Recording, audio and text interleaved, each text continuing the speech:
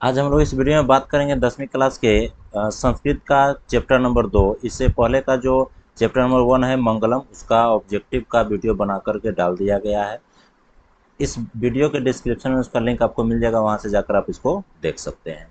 अब इसमें जो भी महत्वपूर्ण ऑब्जेक्टिव प्रश्न जो एग्जाम में पूछा जाएगा, लगभग 51 गो प्रश्न है। इससे बाहर कुछ भी नहीं है इस चैप्टर से। 51 गो प्रश्न है जिसमें से इसका प्रश्न एवं आंसर देखेंगे। तो सबसे पहले यहाँ पर क्वेश्चन लिखा है, इसके बाद यहाँ ऑप्शन है, यहाँ टाइमर है, यहाँ 3 सेकेंड का टाइमर लगा हुआ है, ये रेड वाला है। तो इस 3 सेकेंड के अंदर में अगर किसी भी प्रश्न का अगर जवाब आपको आता है तो कमेंट बॉक्स में आप उसका प्रश्न का आंसर ऑप्शन, केवल ऑप्शन लिख देंगे, ताकि आपको क्या कितना सही हुआ है ये आपको ही पता चल सके, आपका कितना अच्छा तैयारी है। तो चलिए शुरू करते हैं। क्वेश्चन नंबर 1 यहाँ पर लिखा हुआ है, गोल घर कहाँ है? ऑप्शन ए दरभंगा, पटना, भागलपुर और बी गया। यहाँ टाइमर चल रहा है 3 सेकेंड का, इसके अंदर आपको जवाब देना है। तो इसका करेक्ट आंसर हो जाएगा ऑप्शन नंबर बी, पटना में, गोलघर पटना में है। उसके बाद हम क्वेश्चन नंबर 2 की बात करें तो यहाँ पर क्वेश्चन नंबर 2 लिखा हुआ है, पटना में हमेशा युद्ध, आग और बाढ़ का भय रहेगा, किसने कहा था? ऑप्शन ए है यहाँ पर भगवान बुद्ध ने, ऑप्शन बी है भगवान महावीर, सी चंद्रगुप्त मौर्य और डी मेगास्थनीज। यहाँ पर टाइमर चला गया है 3 सेकेंड का। चलिए अब यहाँ पर इसका करेक्ट आंसर हो जाएगा ऑप्शन नंबर ए, भगवान बुद्ध ने। उसके बाद हम बात करें क्वेश्चन नंबर 3 का, तो यहाँ पे लिखा हुआ है, पाटलिपुत्र पटना के नाम से कब प्रसिद्ध हुआ? ऑप्शन ए यहाँ पर है भगवान बुद्ध के समय में, मुगल काल में, मध्यकाल में, अंग्रेजों के शासनकाल में। तो इसका correct answer option number C हो जाएगा, मध्यकाल में। उसके बाद हम बात करें क्वेश्चन नंबर 4 की, तो यहाँ पर लिखा हुआ है, पाटलिपुत्र नगर में क्या प्रसिद्ध है? ऑप्शन नंबर ए है यहाँ पर ताजमहल, बी है गोलघर, सी है राजमहल और डी है जल मीनार। तो इसका करेक्ट आंसर हो जाएगा ऑप्शन नंबर बी, गोलघर। अब हम बात करेंगे क्वेश्चन नंबर 4, क्वेश्चन नंबर 5 है, पाटलिपुत्र का नामांतरण क्या है? ऑप्शन ए है कुसुमपुर, माधवपुर, राघवपुर, तक्षशिला। तो इसका correct answer option number A हो जाएगा, कुसुमपुर। पाटलिपुत्र का पहले नाम कुसुमपुर था, उसके बाद फिर पाटलिपुत्र पड़ा। उसके बाद हम बात करें क्वेश्चन नंबर 6, यहाँ पर लिखा हुआ है, पाटलिपुत्र वैभवम पाठ में किस नगर का वर्णन है? तो ऑप्शन नंबर ए आपके सामने यहाँ आ रहा है, आरा का, पाटलिपुत्र का, बोधगया का, राजगृह का। अगर इसका आंसर आपको आता है तो समय के अंदर आपको कमेंट कर देना है इसका answer A B C D में से कौन होगा। तो इसका correct answer option number B हो जाएगा, पाटलिपुत्र। अब हम बात करें क्वेश्चन नंबर 7, तो यहाँ पर लिखा हुआ है, पाटलिपुत्र किस प्रांत की राजधानी थी? तो ऑप्शन नंबर ए यहाँ पर है Bihar, option number B Kerala, C Jharkhand और डी है पश्चिम बंगाल। तो इसका correct answer option number A हो जाएगा। उसके बाद हम बात करें क्वेश्चन नंबर 8 की, तो 8 यहाँ लिखा हुआ है, पाटलिग्राम भविष्य में किस नाम से विख्यात हुआ? तो ऑप्शन यहाँ पर आपके सामने आ रहा होगा, भागलपुर, बी चंपारण, सी रांची और डी है पाटलिपुत्र। तो इसका correct answer option number D हो जाएगा। अब बात करें क्वेश्चन नंबर 9 की, तो यहाँ लिखा हुआ है, पाटलिपुत्र शब्द किस पुष्पों के पुतलिका रचना को आश्रय मानकर प्रचलित किया गया? तो इसका करेक्ट आंसर हो जाएगा ए है कदम पुष्पो, श्री पुष्प, पाटल पुष्प, इनमें से कोई नहीं। तो इसका correct answer option number C हो जाएगा, पाटल पुष्प। अब हम बात करें क्वेश्चन नंबर 10 की। 10 है, किसके काल में पाटलिपुत्र अधिक समृद्ध हुई? तो यहाँ पर आपके सामने ऑप्शन आ रहा होगा, चंद्रगुप्त मौर्य, अशोक, बुद्ध और मुगल वंश। तो इसका करेक्ट आंसर हो जाएगा ऑप्शन नंबर ए, चंद्रगुप्त मौर्य के शासनकाल में। अब हम बात करेंगे क्वेश्चन नंबर 11 की, तो यहाँ लिखा हुआ है, किसके समय पाटलिग्राम स्थित था? तो ऑप्शन यहाँ है मौर्य काल, अशोक काल, बुद्ध काल, मेगास्थनीज। ए बी सी इनमें से जो भी आंसर होगा, इसको आपको अगर आता है तो कमेंट करके जरूर लिखे। इसका करेक्ट आंसर हो जाएगा 11 का ऑप्शन नंबर सी, बुद्ध काल में। अब उसके बाद हम बात करें क्वेश्चन नंबर 12, तो यहाँ लिखा हुआ है, किस वंश के समय में पाटलिपुत्र का समुद्धार हुआ?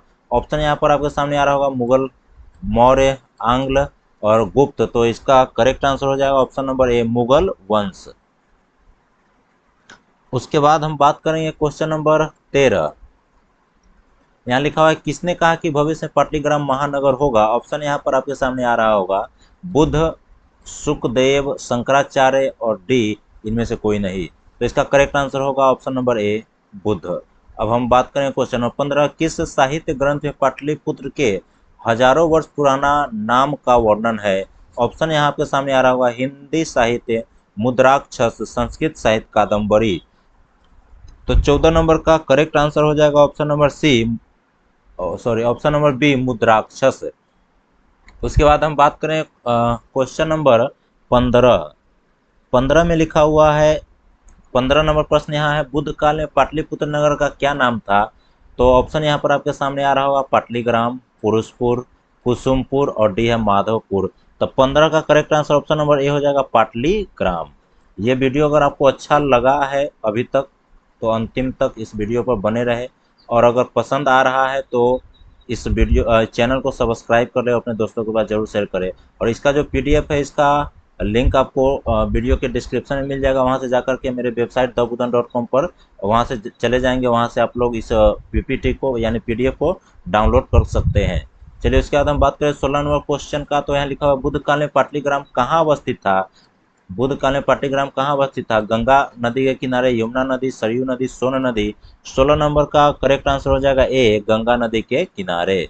अभी भी ये गंगा नदी के किनारे ही है। अब क्वेश्चन नंबर 17 की बात करें, यहाँ लिखा हुआ है, यूनान का कौन राजदूत अपने संस्मरण में पाटलिपुत्र का वर्णन किया? यहाँ पर आपके सामने ऑप्शन आ रहा होगा, एफ फाहियान, ह्वेनसांग, इत्सिंग और मेगास्थनीज। इसका correct answer option number D हो जाएगा, मेगास्थनीज। अब बात करें क्वेश्चन नंबर 18 की। तो यहाँ लिखा हुआ, मध्यकाल में पाटलिपुत्र किस नाम से जाना जाता था? ऑप्शन यहाँ आपके सामने आ रहा होगा, ए पटना, बी चंपारण, सी कुसुमपुर और डी पुष्पपुर। तो 18 का करेक्ट आंसर ये हो जाएगा, मध्यकाल में पाटलिपुत्र से नाम बदल करके पटना रख दिया गया था। अब ए हो जाएगा इसका करेक्ट आंसर। अब हो गया 19 नंबर क्वेश्चन, यहाँ है, सरस्वती का कुल गृह कौन सा महानगर था? तो इसका ए है भागलपुर, नालंदा, पाटलिपुत्र और डी दरभंगा।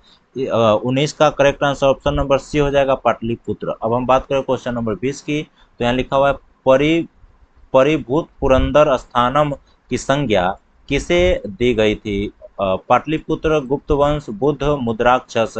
तो इसका ऑप्शन नंबर ए हो जाएगा, पाटलिपुत्र नगर को। अब हम लोग बात करें क्वेश्चन नंबर 21 का। तो कुसुमपुर एवं पुरुषपुर किस नगर का प्राचीन नाम है? तो यहाँ ऑप्शन नंबर ए आपके सामने आ रहा होगा, पाटलिपुत्र, रांची, सहरसा, सासाराम, दरभंगा। तो इसका correct answer option number A हो जाएगा, पाटलिपुत्र।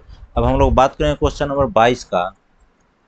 22 यहाँ लिखा हुआ है, पटना में बहुत बार कौन आए थे? महावीर, अकबर, दशरथ, भगवान बुद्ध। तो इसका correct answer option number D हो जाएगा, भगवान बुद्ध। उसके बाद हम लोग अब बात करेंगे क्वेश्चन नंबर 23। पटना यानी जिसे पाटलिपुत्र के नाम से जाना जाता था का इतिहास कितना पुराना है? 2500 वर्ष, 2000 वर्ष, 1500 वर्ष, 1000 वर्ष। आप अगर आपको इसका आंसर आता है तो कमेंट करके जरूर बताएं। इसका करेक्ट आंसर हो जाएगा ऑप्शन नंबर ए, 2500 वर्ष पुराना है। अब हम लोग बात करेंगे क्वेश्चन नंबर 24 को। तो यहाँ लिखा हुआ है, पटना नगर की पालिका देवी कौन है? शीतला देवी, काली देवी, पटन देवी, गौरी देवी। इसका correct answer option number C हो जाएगा, पटन देवी। अब हम लोग बात करें क्वेश्चन नंबर 25 की। तो यहाँ लिखा हुआ है, पटना शब्द की उत्पत्ति किस शब्द से हुई है? पाटल, पतन, पटन और इनमें से कोई नहीं। तो इसका करेक्ट आंसर हो जाएगा ऑप्शन नंबर बी, पतन। ऑप्शन नंबर बी इसका करेक्ट आंसर होगा। अब हम लोग बात करें क्वेश्चन नंबर 26 की। तो यहाँ आ रहा है, गुरु गोविंद सिंह किस धर्म के गुरु थे? तो ऑप्शन यहाँ पर है, हिंदू के, जैन के, बौद्ध के और सिख के। तो इसका correct answer option number D, Sikh हो जाएगा। अब हम लोग बात करें क्वेश्चन नंबर 27। पटना के किस दिशा में गंगा नदी बहती है? उत्तर दिशा, दक्षिण दिशा, पश्चिम दिशा, पूर्व दिशा। तो 27 का correct answer option number A हो जाएगा, उत्तर दिशा में। पटना के उत्तर में गंगा नदी बहती है।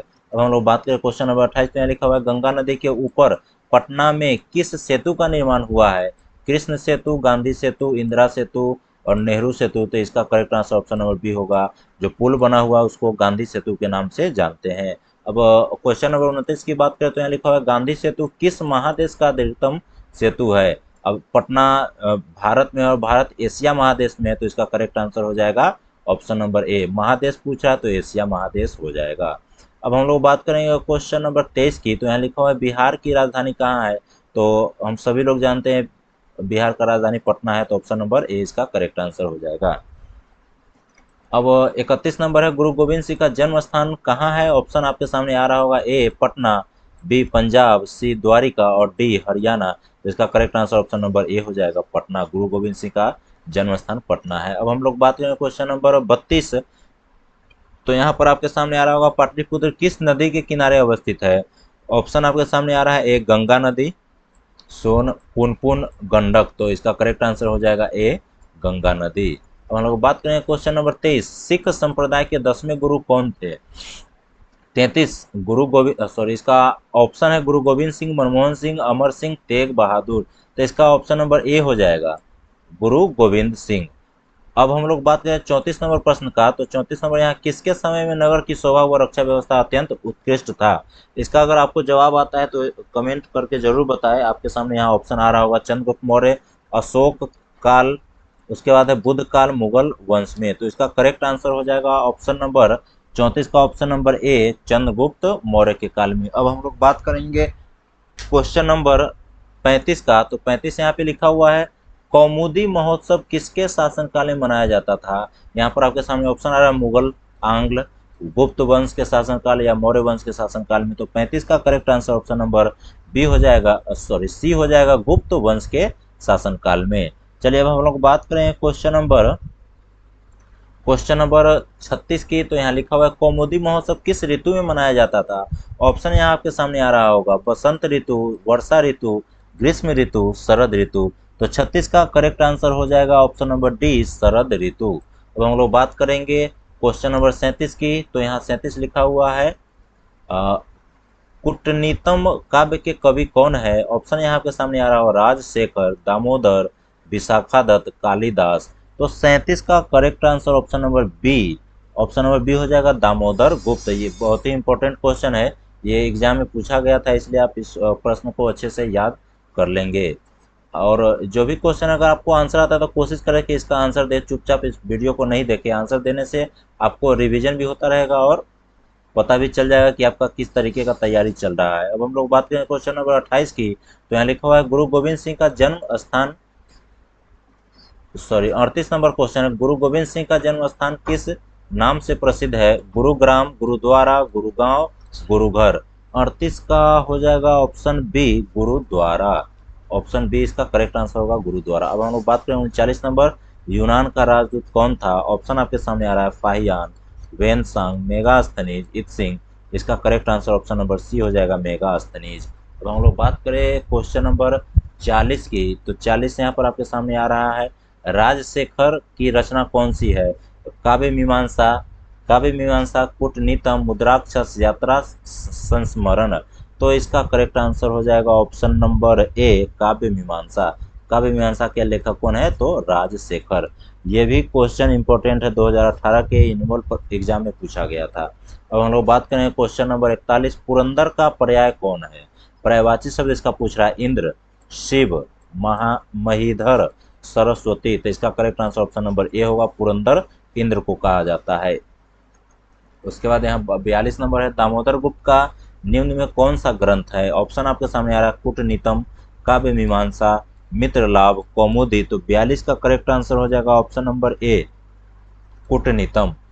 अब हम लोग बात करेंगे 43 नंबर प्रश्न की, तो यहाँ है, नगर के समीप किसका बहुत सा उत्पादन होता था? ऑप्शन है, फल का, फूल का, अन्न का, छुहारा का। तो 43 का हो जाएगा करेक्ट आंसर, फूल का। ये फूल जिसका नाम भी था कुसुमपुर, पाटलिपुत्र का पुराना नाम कुसुमपुर भी था। चलिए हम लोग 44 नंबर क्वेश्चन की बात करें, तो यहाँ पर लिखा हुआ है, गुप्त शासनकाल में कौन महोत्सव अत्यंत प्रचलित था? होलिकोत्सव, कौमुदी, आत्म कथा, संस्मरण।